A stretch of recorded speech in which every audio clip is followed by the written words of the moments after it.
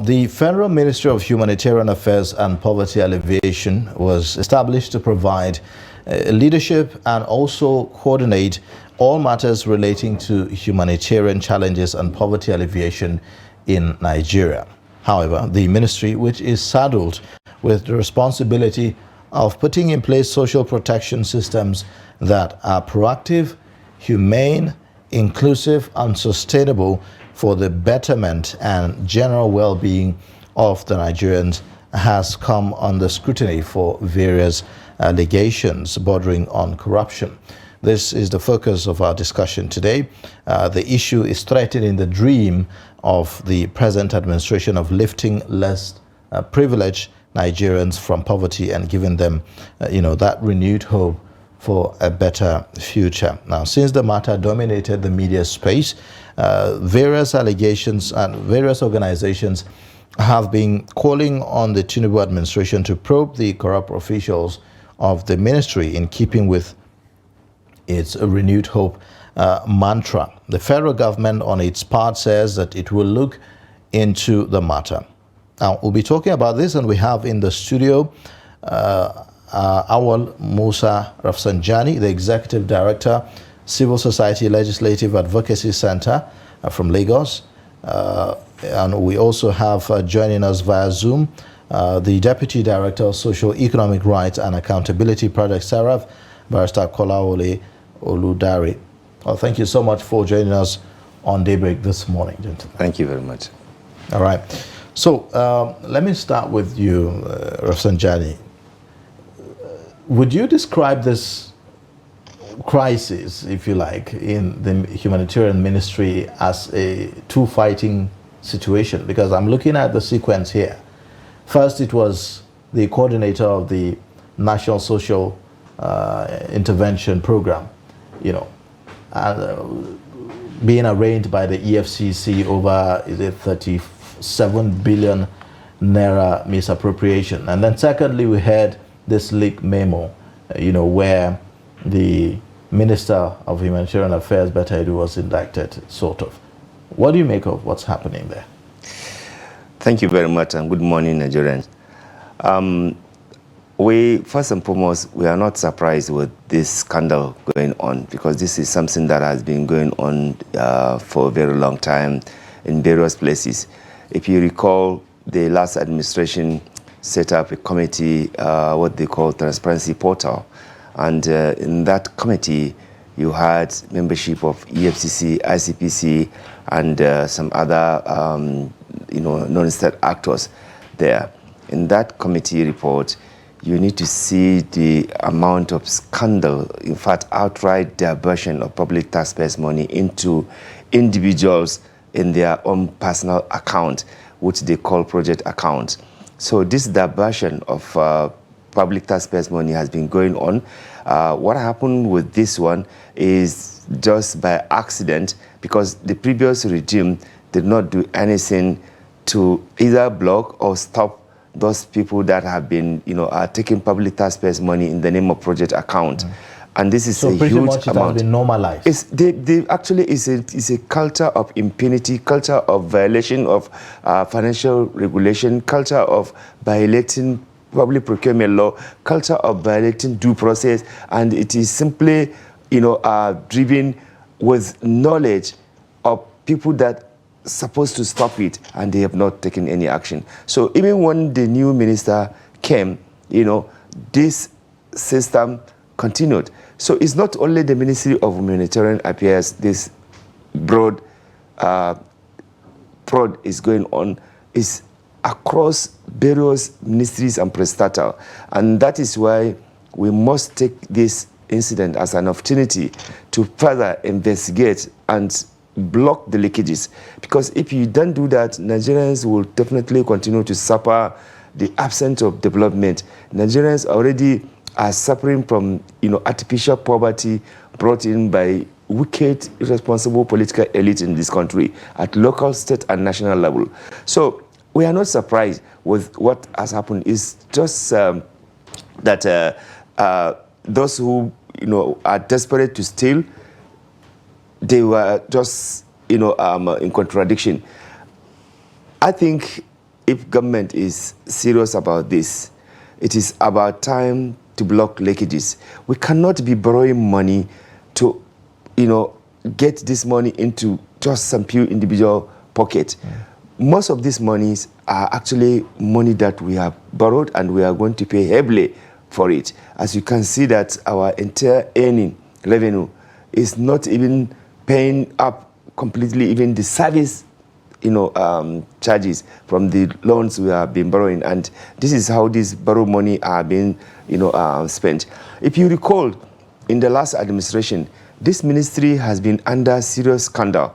National Assembly has several times called for either investigative hearing or public hearing on the activities of this particular ministry, but because there was no political will to checkmate it, both the National Assembly and the executive, their report never go anywhere.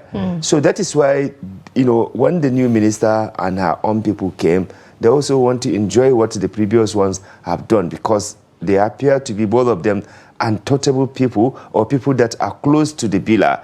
Sadia was one of the closest to the then President Buhari, and therefore whatever she was doing, it was not of any interest to put satellite and investigate it. We have seen better also. She's also very close to Tinubu.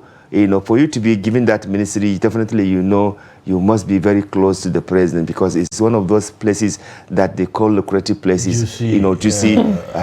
So this is not a surprise. It is what we've been talking about, corruption in public sector. And when people say there's no corruption, or they come to dismiss, now we are seeing the consequences. We are seeing the repercussion. You can imagine approving tickets for a non-existent airport as allegedly being Honestly, mentioned. we cannot, I don't think Nigerians would say there is no corruption. There is nobody that would say that. But then let's talk to our guest via Zoom, Mr. Kolawole. Thank you so much for joining us.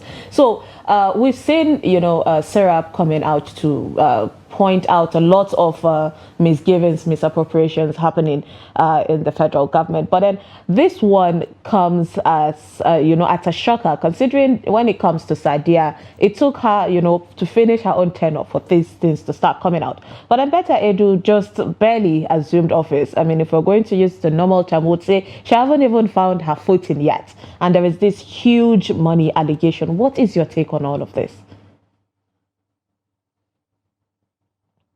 Thank you very much, and good morning. And good morning, particularly to Mr. Rafsanjani in the studio.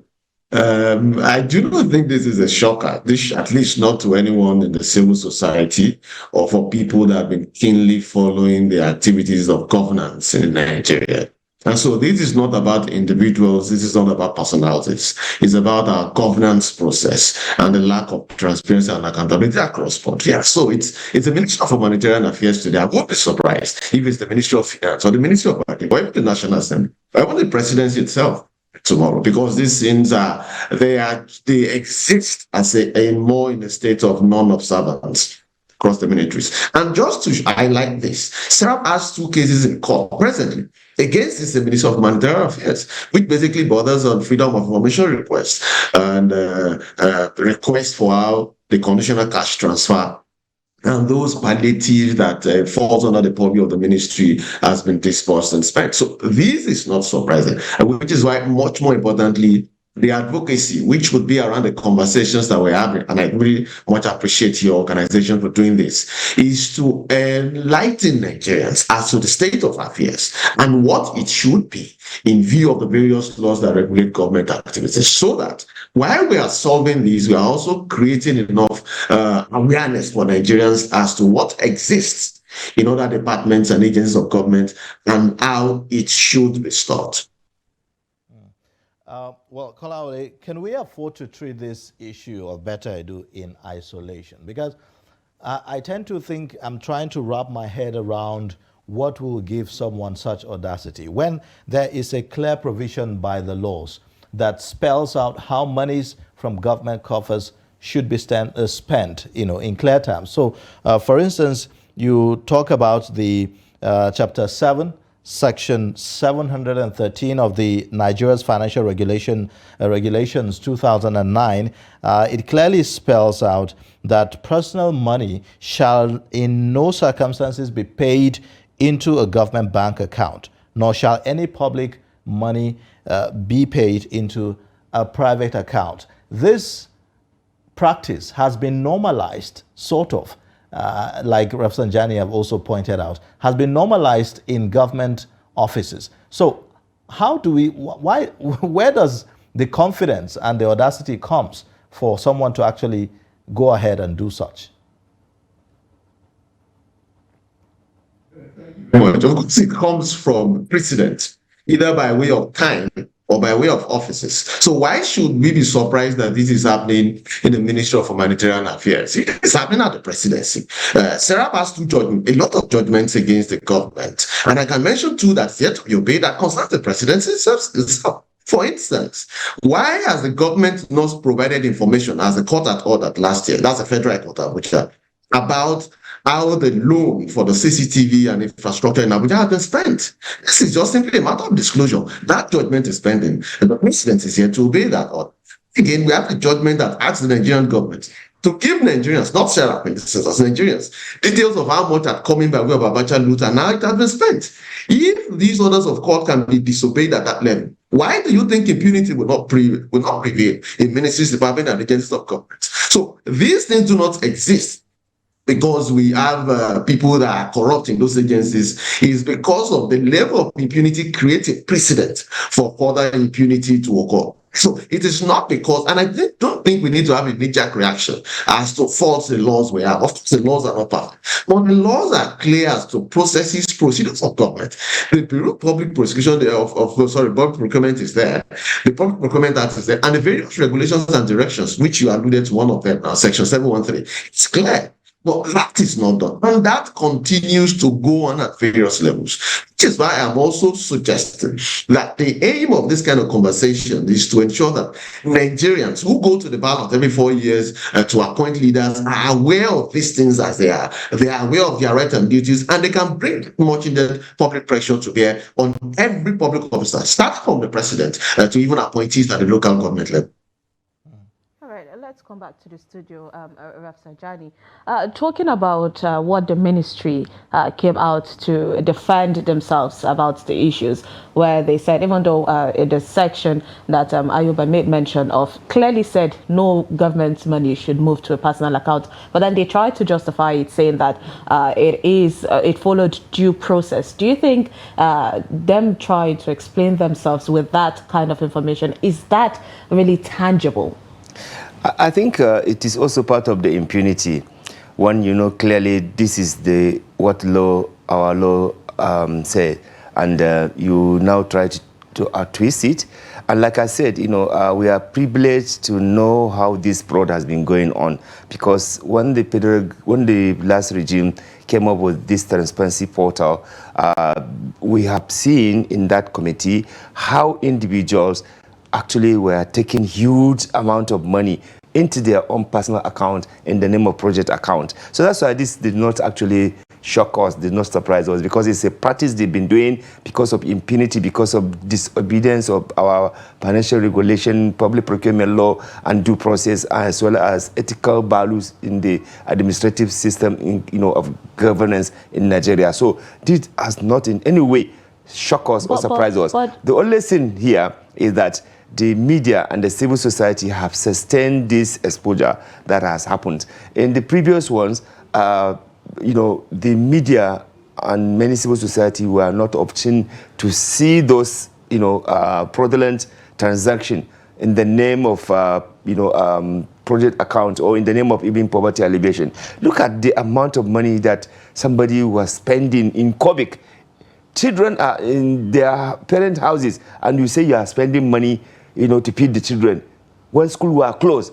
Look at the amount of money that somebody say was using to train people for computer. Look, if you look at the spending in that particular ministry, you know that it is a ministry that its spending has been very suspicious, very dubious, and completely not meant to help address poverty. Secondly, this ministry is supposed to be a coordinating ministry. It's not an implementation, because you have NEMA under it, you have Refugee Commission under it, you have various agencies of government that directly deals with some of the issues that they are supposed to do. They're supposed to be like a coordinating body, an oversight body, but it becomes, because it's a business, of making money there. The people there are just operating as if they are operating in isolation.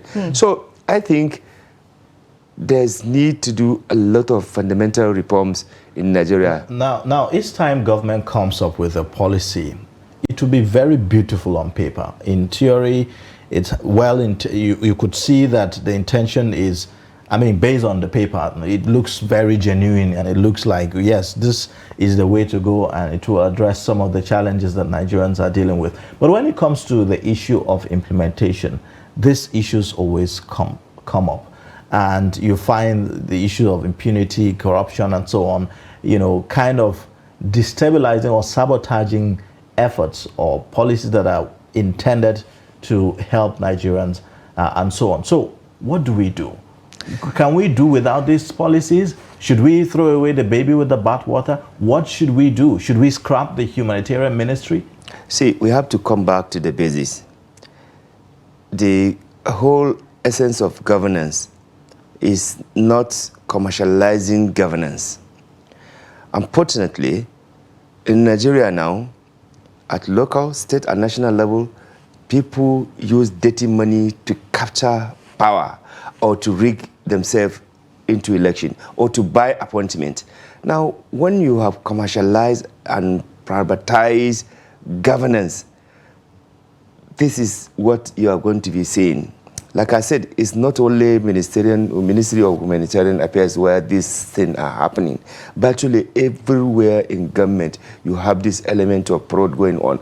Because first, you have turned public service into a private gain. Okay? You are supposed to provide and lead for quality governance and ensure transparency and accountability and inclusiveness in governance. Now, people are purchasing this position. When they get in there, they don't care about serving the people. They only care about how to recover their money and make more profit. This is the state at which we are today, at various levels, whether local, state, or national level. Secondly, as long as you will not allow decency, professionalism, experienced people, honest people to be, in charge of different governmental agencies, you are likely going to end up with this one chance people. But how do we know? How do we know who is honest and who is not? It is very clear. It's very clear. There are so many people who have track record in service. Okay, so we'll come back to that. The issue is, you talked about the commercialization of the whole process, the recruitment process, the political system itself, that you usually usher in these people who have no integrity in some instances. And then eventually they also bring in their friends and cronies and so on. But let me go to Barrister Kolawole. What do we do? Do we scrap the humanitarian ministry? How do we ensure accountability and transparency even as government discharge its functions? Apparently, it has gone beyond, the system cannot really handle itself, can it?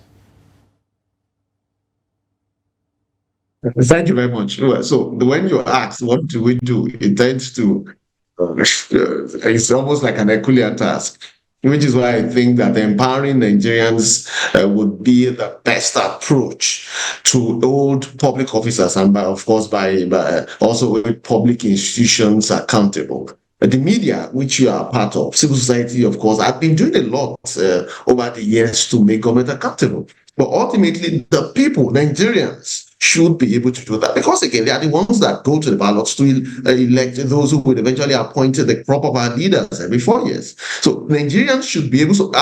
we're having this conversation, and it's going on around the country in different fora. Beyond those conversations, there should be action points that citizens can take to bring the much-needed pressure on government to do the right thing.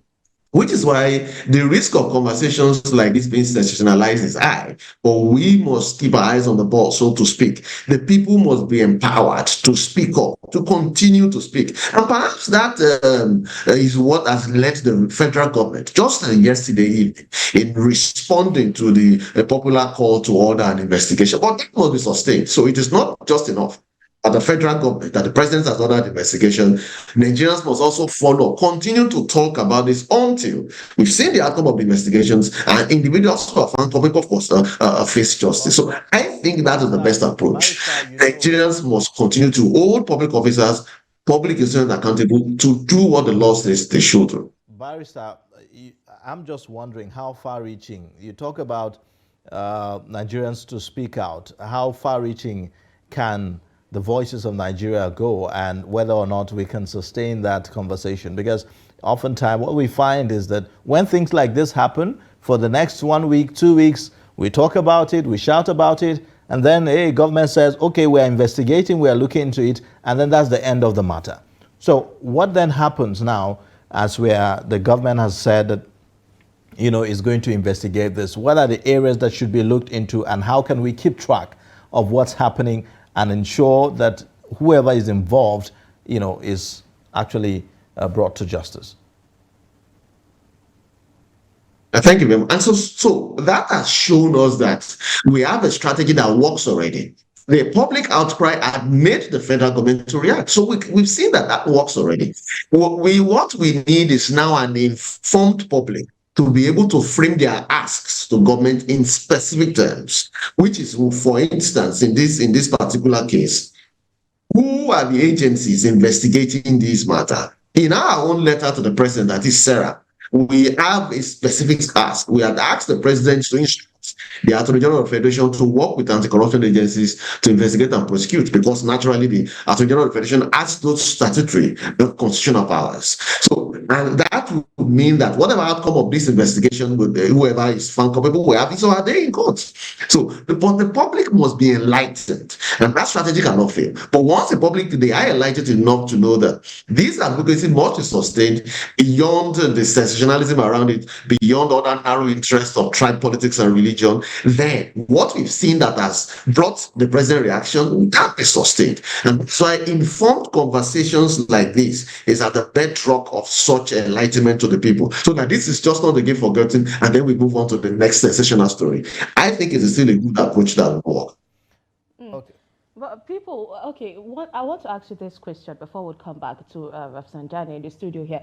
But you made mention of the fact that Nigerians are not understanding this. And would you say that even the memo that actually came out, that leaked, is one step of saying Nigerians are now waking up to hold people accountable? Yes, and that's why I think we can look at this as low-hanging fruit. The fact that this whistleblowing, whatever the motive that can be ascribed, because this is really whistleblowing in every sense of it, that there may be motives that we can ascribe to these leaked memos, but whatever we make of it, it is a right step in the right direction. And so Nigerians must now be able to know that this is not about where the president comes from, or where the minister comes from, or whatever tribe or religion or which side of the political divide they belong to. It is about good governance, and we must continue to sustain this pressure until the needful is done. So I consider that leaked memo is a right step in the direction. And if Nigerians are talking about it enough to make the government to react, it's also a positive outcome. What we need to do is to sustain it. And people must be educated enough to understand the issues and how it affects every one of us to be able to sustain these conversations. And within this context, these are funds that are public funds, number one. These are funds that supposedly should be used to bring millions of Nigerians that are reacting presently out of poverty. And now that has gone on for long. No wonder the level of poverty continues to rise while the few continue to enrich themselves. These are those things we must put into conversations like this to ensure that Nigerians understand the issues clearly and are able to continue to speak out. All right, Rafsanjani, let's talk about the ministry in general. Talking about these allegations that have been, put on the Ministry of Humanitarian Affairs, do you think this would affect the ability of the ministry to deliver its humanitarian responsibilities? First, like I mentioned earlier on, and like it has been stated when the ministry was established, the ministry was to coordinate the activities of different agencies, particularly Refugee Commission, NEMA, and the rest of them. If that has been going on, you would have seen this less, personal involvement in all this. Secondly, if we have adhered to the regulations and administrative processes, this would have also not have come. I want to tell you that, there's no way any ministry or any minister would just come up, with PIGA approval. There must be memo. Now, who are the people behind all those initiatives of the memo, of the whatever that has happened now? That is why I think the permanent secretary in that ministry must also come to answer question, because he's supposed to be the account officer of that ministry. So it's not only better that has done something maybe allegedly unethical or Sadia, where are the other people working with them? Because the minister is like the final approving, person. There will be other people who are supposed to, initiate memo, make comments, recommendation, look at everything. Where are they in this whole saga? So if we want to do a thorough investigation, they should also be brought in there. Secondly, in a decent society, when you are confronted with this kind of huge allegation, what do? You step aside, pending the outcome of the investigation. But in Nigeria, you will see that the more you are accused, the more you are actually entrench yourself into the position, because this absence of accountability is there, and because you think you are close to the biller, so that's why even the previous ministers who have done similar thing, because they think that they were close to the biller, they were close to the president, Buhari, they did what they wanted to do and they get away with it. Okay, so this time around too, those who think that they are very close to Tinubu, they will do whatever they want to do, unless this public outcry catch up with them. Yeah, so would you consider this then as a test case for the current administration, and how important it is for the current administration politically to stamp its foot on the ground, and to demonstrate how different it is from the previous administration? You see, this is the reason why, from inception, we call on President Tinubu to take stand on corruption. And if you have taken a stand on corruption, your ministers, your appointees, they must also join queue with you, because they know that you are not going to tolerate any corrupt practices. And if there is a silence on that, then they will think, okay, let's just do whatever we can do, since we are very close to the biller, the political party chairman, we are close to him, so they can do whatever, we can do whatever we want to do. Look, there must be serious reforms in our public institutions.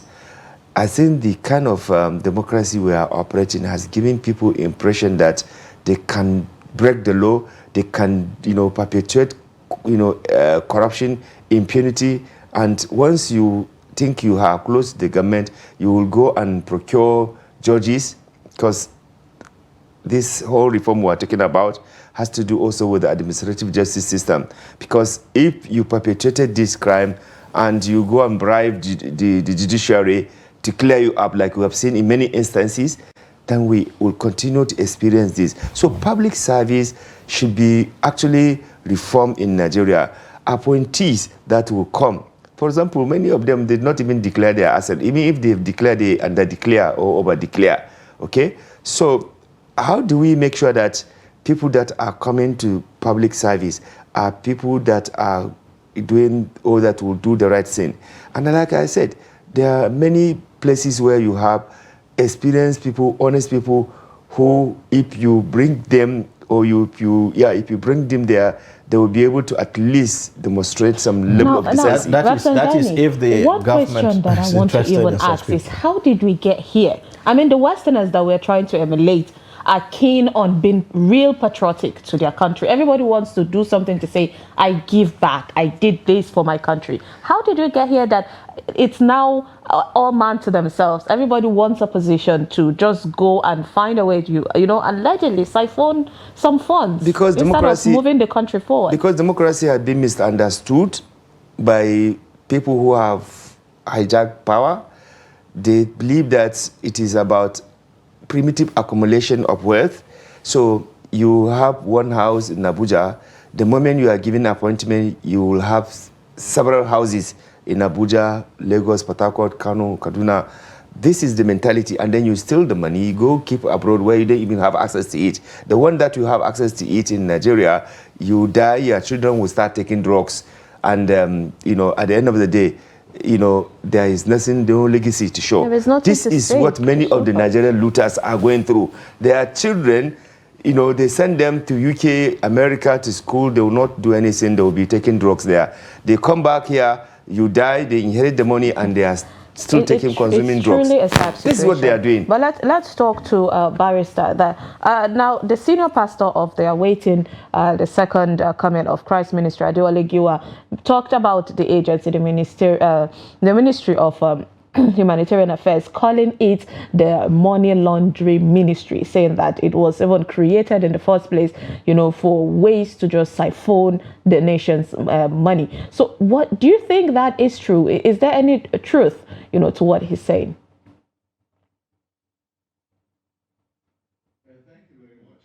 That's a claim or allegation, as it were, would have to be subjected to investigations and then ultimately to the judicial process to ascertain the intention behind the creation of the ministry.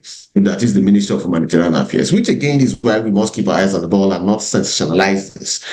As I would find it hard to come to that conclusion as to the intention behind the creation of the ministry. But what we do know as a fact is that this irregularity happened, and irregularities have come for long, not only in that ministry, but at several ministries. So it is not only about the purpose for which it was created, but that how are the processes created by law being able to drive that ministry to function? Which is why I like the point that we made earlier by Mr. Rafsanjani as to the ministry itself is ideally supposed to be coordinating several agencies of government, not to implement directly, at least not to a very great extent. But again, that anomaly has created role for all this to happen. But much more importantly, this issue borders on transparency and accountability, which we've seen is happening everywhere, including the CBN. Like we've seen recently what is happening to the former CBN governor. And we've seen that it happened to even the use of ecological funds by governors that have been convicted of the use of those funds. Would we then conclude that the CBN, the ecological funds were created solely for them to be siphoned? I do not think necessarily so. We should be able to look at the issues where they come from. Lack of transparency and accountability. Opacity in governance means that a lot of people can enrich themselves and Nigerians will not know about it. And that's why these systems must be open. So, for instance, Sarah has been at the forefront of making sure that the asset declaration forms of everybody in Nigeria, public officers, by the way, including the president, is open for Nigerians to say. That is the reason we've been doing this for years. All right. So with the probe that Serap has been doing, we've seen so the civil societies, follow on what the federal government is doing in general. Would you say that your probe has gotten to a point where you would say the Nigerians have felt a little bit of impact of the Ministry of Humanitarian Affairs and Poverty Alleviation? I do not think so. I cannot answer that question in the affirmative, because to answer that question as to whether the ministry has fared well since its creation, we must look at how much has gone into the ministry, how much has gone out, and then we can now look at the impact. But it is not enough to say, like we've seen many governments, administrations do over the years, we have allocated X, Y, Z to this ministry. We hear the billions and the trillions, but on ground, it doesn't show that way. The last administration of President Muhammadu Buhari claimed that he would lift more than 100 million Nigerians out of poverty. Incidentally and ironically too, and that same week, the Nigerian Bureau of Statistics released a report showing that more than 100 million Nigerians multidimensionally. Doesn't as a fact speaks for itself in that instance. It's to weigh whether that ministry has failed with other ministries, depending on their specific mandate. We must look at the funds that has gone into them, the functions they are supposed to serve, and the outcome.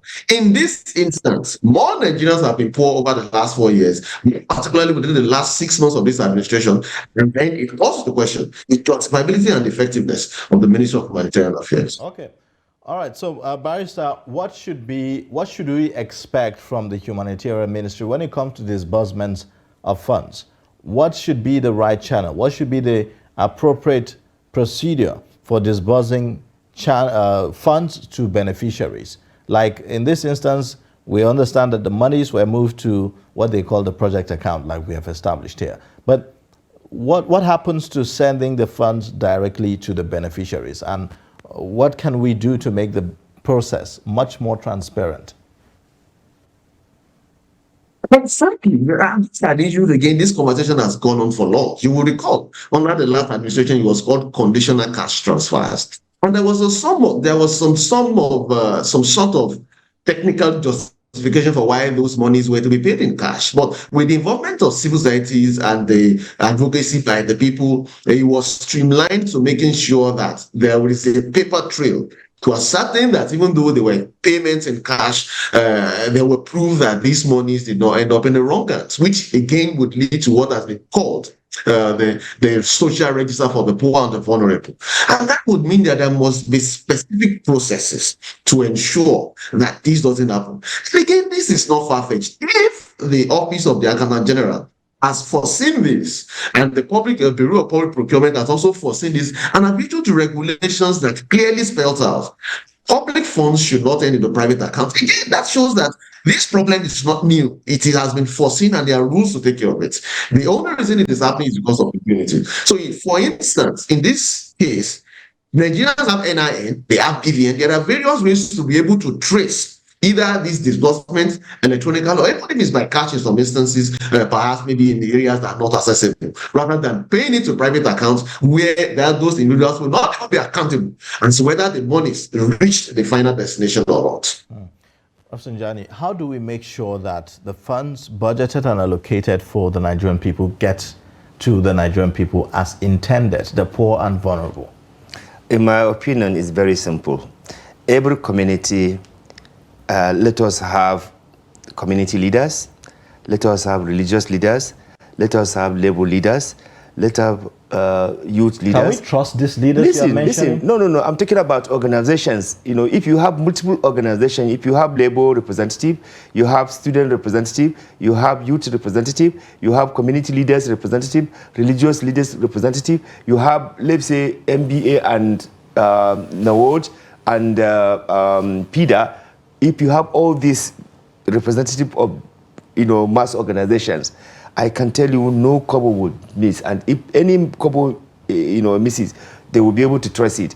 But when you do this thing secretly, or you just go and meet with only one or two person, then definitely there's tendency for this thing to go quiet or to go, to disappear. But when you bring in all this in every, local government that you are going to do this, you put together this structure. I tell you, not only on this money from the humanitarian thing, every other thing, every other palliative or support that is supposed to go to people, it will not disappear, because there are so many groups and people that will be watching and that will ensure that this thing goes to the right people.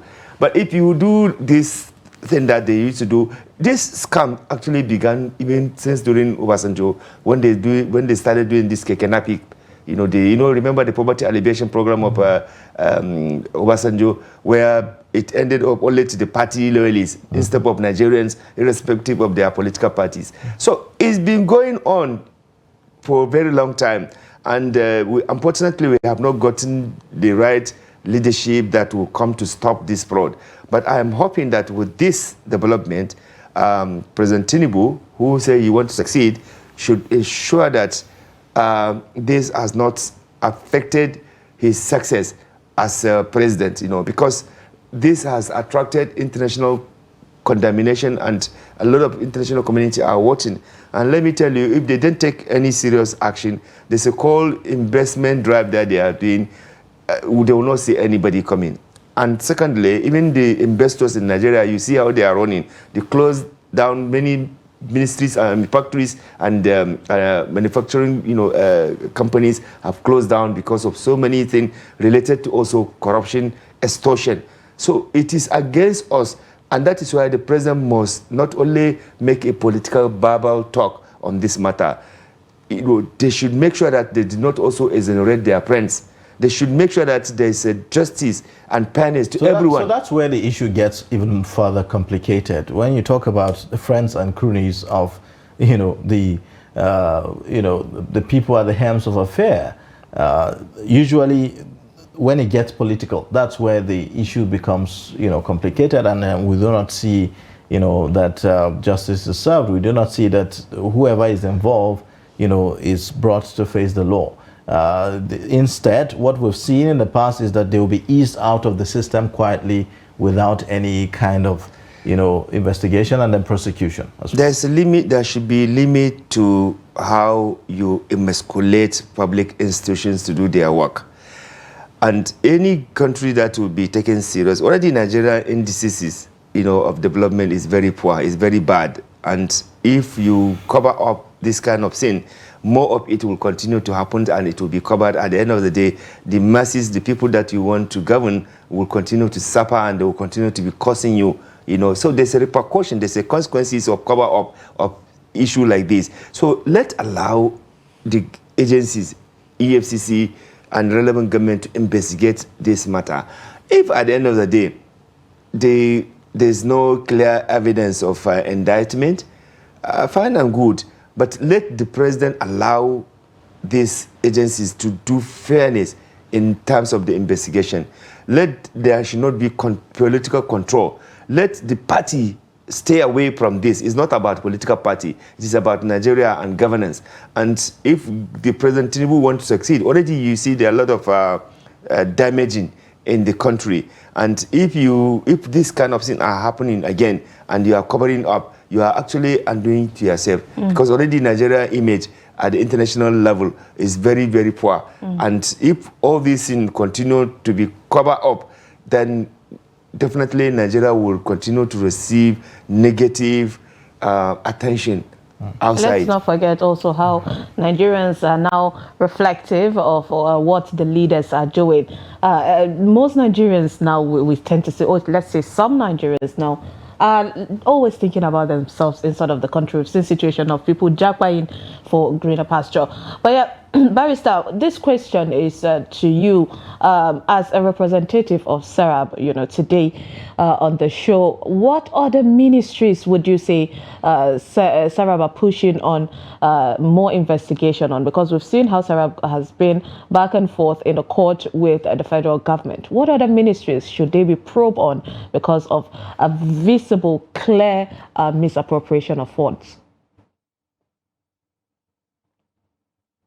Thank you very much. I would rather that we frame it as issues of lack of transparency and accountability, which you would agree with me is an indicator of corruption. So we are taking on these advocacy initiatives against various ministries, departments, and agencies of government, not because there is, in this instance, sensational leaked materials to incidents of corruption, but because there is lack of transparency and accountability. And that means, just like we've done against the Ministry of Material Affairs far back as 2020, there are other ministries that we are in court against because they did not open their books. A very good example would be that of the management of ecological funds. In 2022, where there was this issue of natural disasters in the southeast. Of course, we wrote to the president through the office of the Secretary to the Government of the Federation. It was under the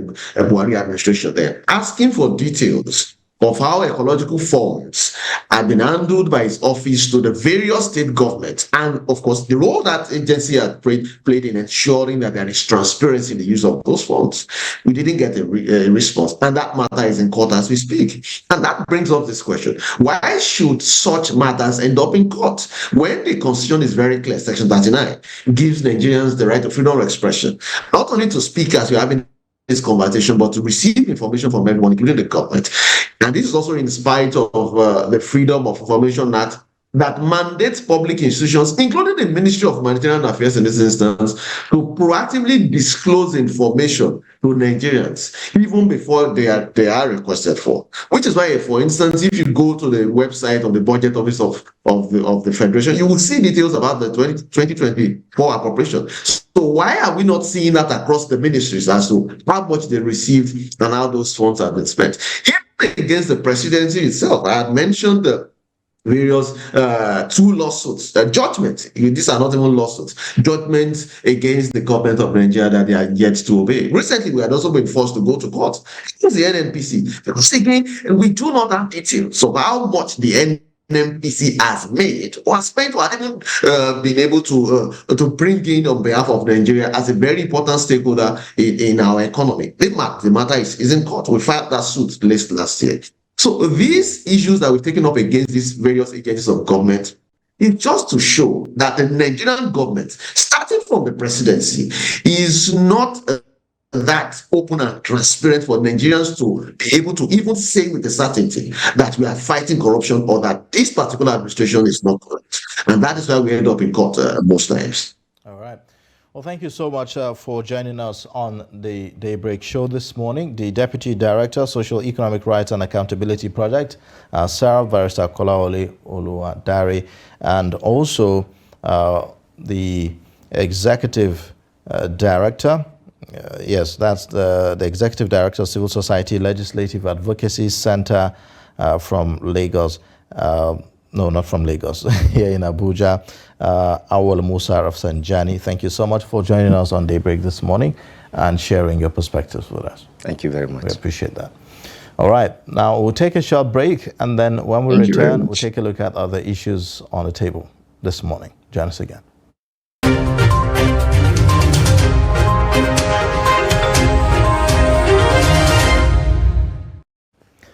All right, thanks for staying with us. You're watching Daybreak on Trust TV. Time for us to take a look at the dailies on Daybreak. As usual, we'll begin with the Daily Trust newspaper, where you have the lead story talks about the palliative saga. It says, Tinubu's 57.8 billion naira rice palliative raises dust. Constituents accuse legislators of hoarding. How we lobbied presidency for it. Reps speaking, and then also Senate silent on Lagis.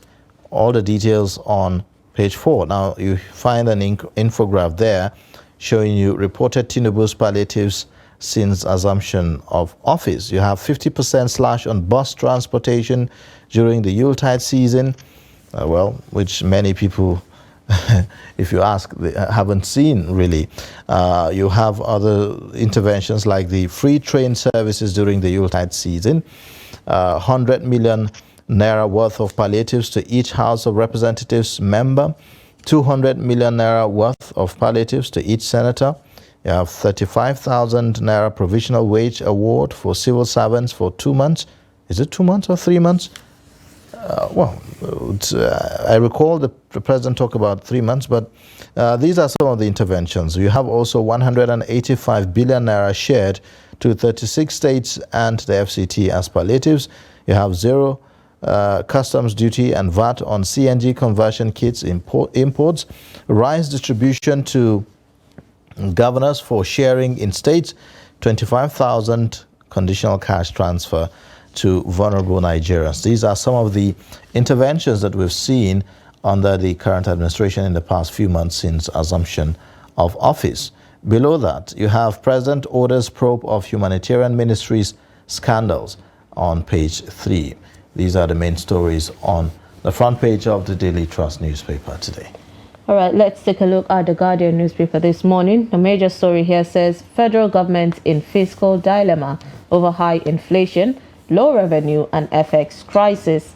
Below there, we see the inflation rate is at 28.2%. The budget is 28.7 trillion naira. Below that, we have the Pope Francis approval of same-sex blessing. As a dive more deeper insight into that, you can find that on the editorial page of page 12. CBN pays airlines additional $61.64 million stock funds. You find that on page 2. Towards an inclusive society for people living with disabilities. Tinubu orders probe of Edu Humanitarian Ministry over 37 billion naira and 535 million naira funds. 5 dead, 30 others rescued as boats capsizes in River Niger. We have 3.4 billion naira debt.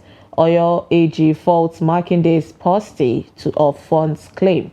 Worsening insecurity, Ayaoku blames killings on non-prosecution of perpetrators. Indeed, PDP accuses Kwara senators and reps of diverting the federal government's rights. You find that story on page 30. Also, Supreme Court affirms states have no regulatory powers on inland waterways. Now, these are some of the stories that you'd find on the Guardian newspaper today. All right.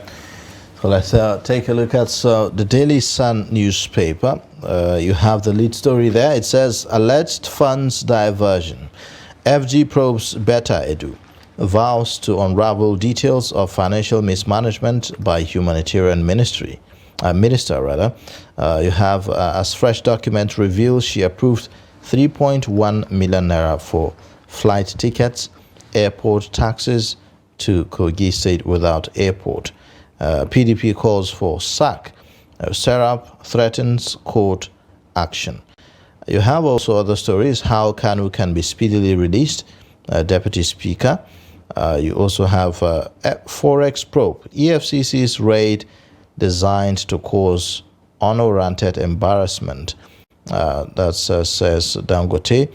Ayoku, FG must stop killings.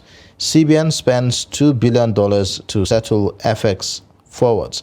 Foreign airlines get $61.64 million. NDLEA naps female bandits a supply with cache of ammunition. 11 others over 3 tons of illicit drugs. 5 die in Anambra boat mishap. 30 rescued. Naira scarcity persists. Inflation soars. Nigerians groan over high prices of food, medicines, others. Supreme Court affirms FG's exclusive control of inland waterways. So these are the main stories on Daily Sun newspaper. Let's move to the Nation front page. The top of the page there says, President orders probe of alleged 545 million naira fraud in the Humanitarian Affairs Ministry. EFCC didn't take any documents away from our office, says Dangote. The foreign airlines get $61.64 million Forex backlog. Supreme Court, waterways belong to the federal government. You find that on page 7. Below the headmaster, we have Tinubu approves 12 billion naira outstanding payments to Super Eagles and others. The major story here says 21 governorship appeals for hearing at Supreme Court this week. Adebutu versus Abiodun to come up on Thursday. Judgment likely on Kano and Lagos on Friday. Below that, there's Victoria. Below the Victoria, we have foreign investors double stakes in Nigerian market. Stock market records largest turnover in 3 years. The state's federal government on collision course over shareholding in oil firms. NGF DG governors always kept in the dark. That's according to him. At the belt there, it says police targets 59 billion naira from vehicle registration and Lagos to enforce laws strictly. These are some of the stories on the Nation newspaper this morning. All right. So let's take a look at the National Economy newspaper, where you have the lead story there. Talks about declining petroleum production, how Nigeria can end oil theft, vandalism in 2024, says experts. You have, well, that's mainly the story there. You have below there, 6 notable visa policy shifts affecting Nigerians from January. That's that for the National Economy. All right, let's move to Business Day newspaper this morning. Nigeria's debt to hit 95 trillion naira, up 8-fold in 10 years. This is the major story on the business day. It says federal government borrows 2.9 trillion naira from CBN under tinubu. Block tax loopholes to boost revenue, Ruane advises. There's a big story of 3 million bank accounts face sanctions as BVN and NIN deadline nears. Nigerians speak their mind on Dangote headquarter raids. You find Nigerians' opinion on page 6. What to expect as passport automation takes off today. No accusation of wrongdoing made against us, says Dangote. We have beside that picture there, it says inside the Afrexim Bank NNPC $3.2 billion loan. Now, these are some of the stories on the Business Day newspaper this morning. All right, well, that's that for the newspapers this morning. Let's get some perspectives on the stories. We have Suleiman Ubagaya, CEO, Sky Limit Media Group, an editor and former deputy president of the Nigerian Guild of Editors, in the studio. Thank you so much for joining us on Daybreak, as always, to review some of the stories. Good morning. Thank you for having me. All right. You're welcome. Of course. Let's start, by taking a look at, there's a lot of stories, trending, but then one unification is what is happening in the humanitarian affairs. So we spoke about it, but then briefly, let's hear your take on what is happening with the president giving, a go-ahead of probe for that. Well, I watched a few moments earlier how you were able to dissect the issue with the guest that just left a few moments ago. And I will first of all commend the presidency for accepting to probe one of their own, that is the current Minister for Humanitarian Affairs, Dr. Betta Edu. It is surprising that since its establishment barely 5 years ago, the ministry is headed by two women in quick succession, starting with Sadia Umar Farouk and now Betta Edu. Somehow, some mischief makers, permit me to put it that way, have been indicting you, the women folk. It's making us look bad, honestly. Definitely, we feel I saw one newspaper, I think Daily Asset, coming up with the lead headline that 3 women in that ministry seem to, or allegedly siphoned 87 billion naira. It's an indictment, honestly, for me, not just on the women folk. Of course, I'm sure there are many more women of virtue. So definitely not all women should be seen in that very dark light. So it's a very positive thing that the presidency has accepted to investigate the minister. What remains now is for the government to ensure that the investigation is done holistically and to ensure that there are no sacred cows in the investigation. So I commend the presidency, and I hope the investigation will be honest and just. That is the most important thing. Yeah. All right, let's take a look at the major story on the Daily Trust newspaper now. It says Tinubu's 57.8 billion naira rice palliative raises dust already. I mean, right when the president made mention of this, Nigerians majority came out to say we do not want this. Instead, put the money, invest it in something that everybody would feel the impact. Because when it comes to these distributions, they've been alleged of how a lot of palliative have been, distributed based on party loyalists and all that. So, and other aspects, there's also part of hoarding from the people that are supposed to even distribute, where local governments are coming out to say, we don't even know this is going on because we did not receive anything from the state. So what happened? What is happening now that it's already coming out? There's a lot of allegations on this one. Well, first of all, I'm a subscriber to that school of thought that says government should not be dishing out palliatives, especially because of administration of the distribution process. It has been proven in Nigeria that government after government keep coming up with policies that are aimed at providing relief to the citizenry. But the distribution process has always been the problem. Buhari administration that just ended some months back has spent trillions of naira in palliatives, various forms of palliatives. But the issue is these palliatives have ended up in the pockets of some fat cats in government offices.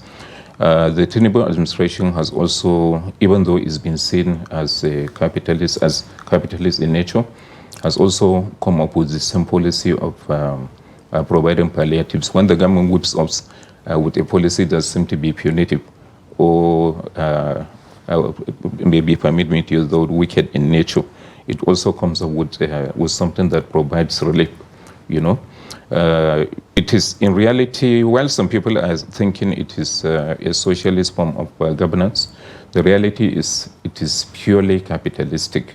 Only that the government is now probably no longer listening to the dictates of the Bretton Woods institution of World Bank and the IMF, you know, and there are 9 areas that Malang Ayuba has just read out that the government has intervened to make life easier for the citizenry.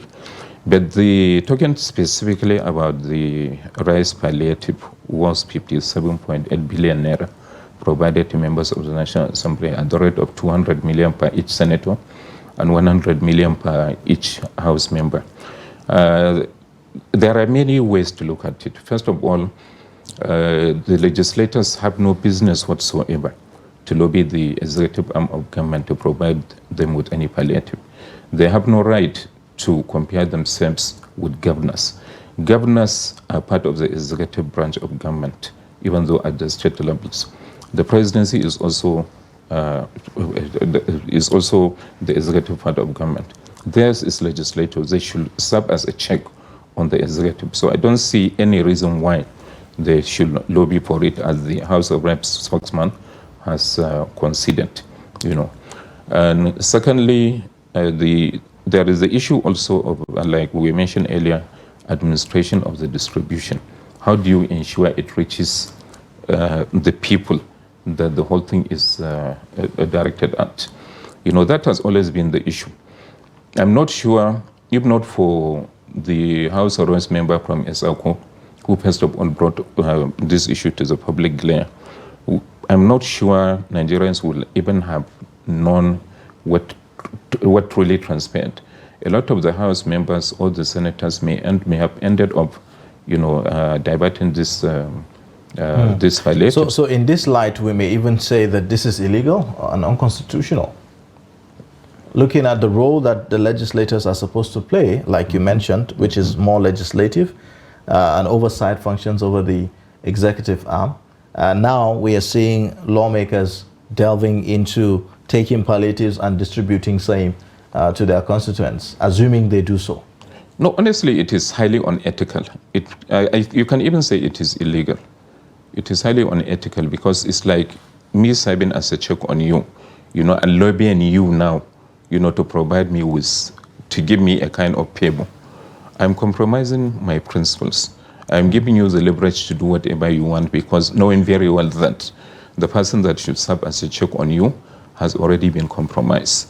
So that is simply the fact. How do you see this reinforcing this politics of stomach infrastructure as it is being coined, you know, in some quarters? How do you see this reinforcing that?